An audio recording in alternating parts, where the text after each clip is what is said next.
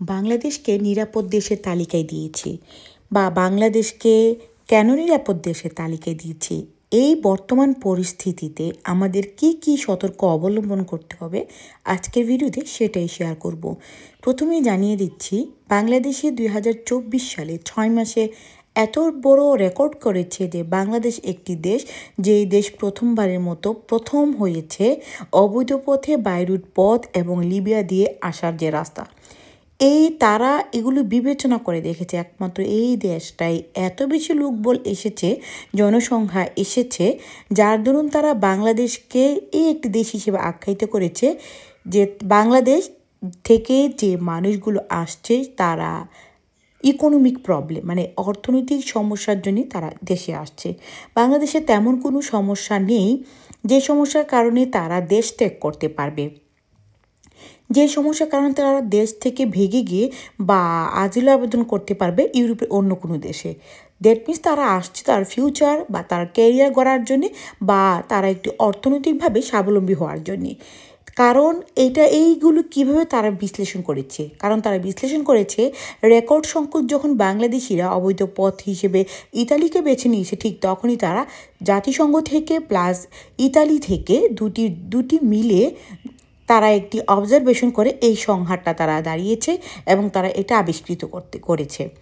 এখন এই বাংলাদেশে কি করা যায়? বাংলাদেশকে যদি পায়েজে সিকিউরও করা যায় আর পায়েজে সিকিউর নিরাপদ দেশের তালিকা দেওয়া হয় বা নিরাপদ দেশের তালিকার সাথে সাথে যদি কিছু কঠোর ব্যবস্থা গ্রহণ করা হয়, তাহলে সেই দেশ থেকে লোকবল কম আসবে। প্রশ্ন অনেকেই বলবেন, বাংলাদেশ কিভাবে একটি সেফ দেশ হয়? বাংলাদেশ তো কখনোই একটি সেফ দেশ ছিল না। শেখ হাসিনার সময় বা খালেদার সময় বা বর্তমানে সেফ দেশ হিসেবে এইটা আসলে তারাই অবজারভেশন করে তারাই এই ভোটটা দিয়েছে, কারণ অনেক লোকবল আসছে। এই কঠোর ব্যবস্থার মধ্যে আমাদের কি করণীয়? প্রিয় ভাইয়েরা, আপনারা এই কঠোর ব্যবস্থার মধ্যে কিছু স্টেপ ফলো করবেন। প্রথম স্টেপ, ইতালিতে আসার আগে বর্তমান অবস্থা জানুন, আইন কানুন জানুন, নিয়ম কানুন জানুন, কমিশন বলতে কি, কমিশনে কি কি করতে হবে। দ্বিতীয়ত, ইতালিতে আসার আগে ফার্স্ট অফ অল আপনারা নিজে কিছু দক্ষ একজন শ্রমিক হয়ে আসবেন, যে কোনো ধরনের কাজ কর্ম এগুলো করে আসবেন। আপনার যদি কাজে দক্ষতা থাকে ভালো একটি কাজে, তাহলে এখানে এসে আপনি ভাষাটা আয়ত্ত করে খুব তাড়াতাড়ি আপনি ক্যারিয়ার করতে পারবেন। দ্বিতীয়ত, ইতালিতে আসার পর আপনাকে কোথায় কি করতে হবে, কোনগুলো করা যাবে না সেটা জানুন, কোনগুলো করা যাবে সেটা জানুন। এক্সাম্পল, আপনি যখন আজিল আবেদন করবেন, আপনি বৈধতা পাওয়ার জন্য উইদাউট কোনো প্রকার ভিসা ছাড়া যেহেতু এসেছেন, তাহলে আপনি অবৈধ করার জন্য আজিল আবেদন করতে হবে। তখন আপনি খুব ঘাটাঘাটি করে জানবেন, তথ্য ইনফরমেশন কালেক্ট করবেন একজন আজিল আবেদনকারী কখন আজিল আবেদন করতে পারে। যেমন 3টি স্টেপ, যেমন সে রাজনৈতিক, অর্থনৈতিক, হোমোসেক্সুয়ালি, এই 3টার ভিতর হলে একজন আজিল আবেদনকারী ইন্টারন্যাশনালি প্রোটেকশনে চাইতে পারে। দ্যাট মিনস ইন্টারন্যাশনাল প্রোটেকশন আপনাকে দিবে যদি এই 3 ক্যাটাগরির ভিতরে হয়। আপনাকে জানতে হবে সৌজন্য কি, চিত্রটা কি, মানে সৌজন্যটা। এই ফর্মটা যখন ফিল আপ করবো, আমাদেরকে অনেক ইনফরমেশন জিজ্ঞেস করবে, সেগুলো আপনি ঠিকঠাকভাবে উত্তর দেওয়ার চেষ্টা করবেন। সেখানের মধ্যে আমরা কি ভুল করি দেখেন, অনেকে ভাই বোনের সংখ্যার কথা কম বলে, অনেকে জার্নির কথাটা মিথ্যে কথা বলে, এগুলো একদমই করা ঠিক না। আমাদের মিস্টেকগুলো দেখুন। আমার এই ভিডিওটা আজকে মোস্ট ইম্পর্টেন্ট, প্রত্যেকটি ভিডিও আমার আলহামদুলিল্লাহ আপনাদের জন্য অনেক কিছু দিয়ে আমি ভিডিওটি সাজাই। সো আমি রিকোয়েস্ট করব ভিডিওটি শেয়ার দিতে। আমরা অনেকেই আগে যা করেছি, এখন আর করব না। কি করব না? পাসপোর্টটা দিয়ে আমরা আবেদন করব, কারণ আপনি একজন আজিল আবেদনকারী হিসেবে ডেফিনেটলি আপনাকে পাসপোর্ট দিতে হবে, কারণ আপনি তো ইন্টারন্যাশনাল প্রোটেকশন চেয়েছেন, আপনি নিজ দেশে সেফ না। সেই কারণে আপনি সরকারের কাছে পাসপোর্টটা দিয়ে আপনি আবেদনটা করেছেন, যাতে সরকার আপনাকে ইন্টারন্যাশনাল প্রোটেকশনটা দেয়, সেই সেফে রাখে তার নিজ দেশে।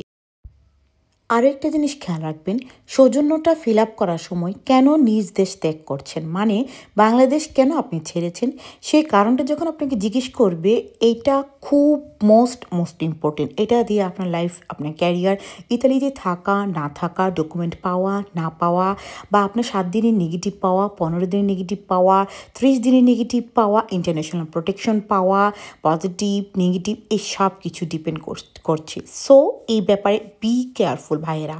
কি বলবেন? 3টা ক্যাটাগরি ভিত্তিক বলবেন, যে ক্যাটাগরিগুলো আমি বলেছি। তবে আরেকটি প্রশ্ন, এই ক্যাটাগরির ভিত্তিক যদি আপনি বলতে না পারেন, কিছু যদি একদমই রেডি না থাকে, দয়া করে বলবেন আমি কি কমিশনে বলতে পারি। যদি তারা ফোর্স করে তাহলে কারণটা বলবেন বুঝে শুনে। যে আগে একটি এলোপাথারে যেমন একটি কথা উল্টাপাল্টা বললেই হবে না। আগে থেকে যেহেতু কঠিন হয়েছে, আমাদেরও সচেতন হতে হবে এই কঠিনগুলো ফেস করার জন্যে। আর একটি কথা, আপনারা অনেকেই জানতে চেয়েছেন যে আপু থানাতে যেটা বলছে সেটা কি বলা বাধ্যতামূলক। দেখুন, আসলে অনেক জায়গার ইতালির আইন সেম, কিন্তু কিছু সিটিতে আবার কিছু ডিফারেন্ট রয়েছে। যেমন 3টা সিটি রয়েছে, 2-3টা সিটি, সেখানে থানাতে যা বলবেন সেখানে আপনি কমিশনারেটের উপর বেস করে গল্প বানাতে হবে।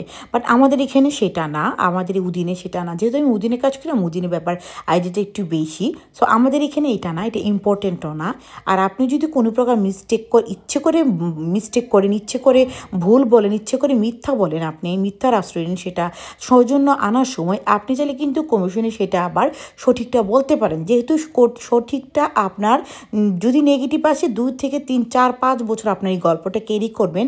ওই গল্প বা ওই ইনফরমেশনগুলো যেন সত্য হয়, কারণ সত্য হলে আপনি আর ভুলবেন না, বাট মিথ্যে হলে আপনি ভুলে যাবেন। সো আপনি ট্রাই করবেন, সৌজন্যতে বলছেন, কোনো প্রবলেম নেই, বলবেন আমি ভুলে বলেছি, আমি ভয়ে বলেছি, আমি বুঝতে পারিনি। বাট সেটা অবশ্যই কমিশনে আপনি সঠিকটা বলার চেষ্টা করবেন।